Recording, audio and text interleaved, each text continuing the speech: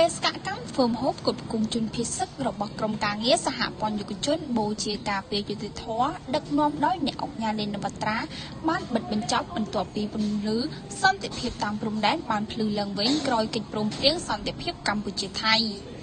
ជំរំវត្តពោ5000ដើមស្រុកគូលែនខេត្តព្រះវិហារគឺជាគោលដៅចុងក្រោយនៃបេសកកម្មរបស់ក្រុមការងារសហព័ន្ធយុវជនបូជាការពារយុត្តិធម៌ដឹកនាំដោយអ្នកអង្គការលេននវត្រាបានរៀបចំគ្រប់គ្រងម្ហូបជូនប្រជាពលរដ្ឋភៀសសឹកនៅថ្ងៃទី30ខែតុលាឆ្នាំ2025ចាប់តាំងពីមានការផ្ទុះអាវុធតាមព្រំដែនដែលផ្ដើមឡើងដោយភាគីថៃកាលពីថ្ងៃទី24ខែកក្កដាឆ្នាំ2025ក្រុមយុវជនរបស់ក្រុមការងារសហព័ន្ធយុវជនបូជាការពារយុត្តិធម៌រាប់រយនាក់ក៏បានផ្ដើមសមរភូមិដែលគឺចុះគ្រប់គ្រងម្ហូបជូនប្រជាពលរដ្ឋជនភៀសសឹកក្នុងខេត្តឧត្តរមានជ័យនិងខេត្តព្រះវិហារដែលមានប្រមាណ770,000នាក់និងគោលដៅចំនួន11ដោយមានរៀបចំហូប2ពេលជារៀងរាល់ថ្ងៃពេលសកម្មប្រកបដោយស្មារតីមោះមុតមិនរន្រាដើម្បីជាតិនិងប្រជាជនកម្ពុជានេះ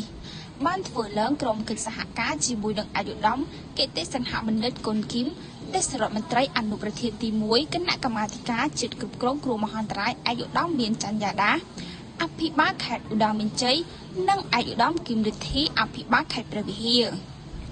បន្ទាប់ពីបិទបញ្ចប់បេសកកម្មរបស់ខ្លួនក្រុមការងារសហព័ន្ធយុវជនបូជាការពារយុត្តិធម៌ក៏បានបង្ហាញការគោរពដឹងគុណ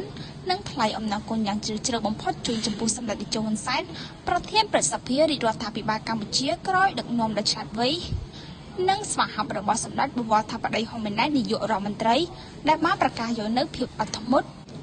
ដោះស្រាយបញ្ហាដោយសន្តិវិធីជៀសវាងសង្គ្រាមកាន់តែរីកធំឡើង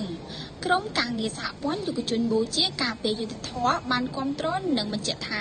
ការបង្កើតបានកិច្ចព្រមព្រៀងសន្តិភាពពិតជាមានតម្លៃជាសាវ័នសម្រាប់ពលរដ្ឋខ្មែរនិងជិតខាងដែលស្រឡាញ់សន្តិភាព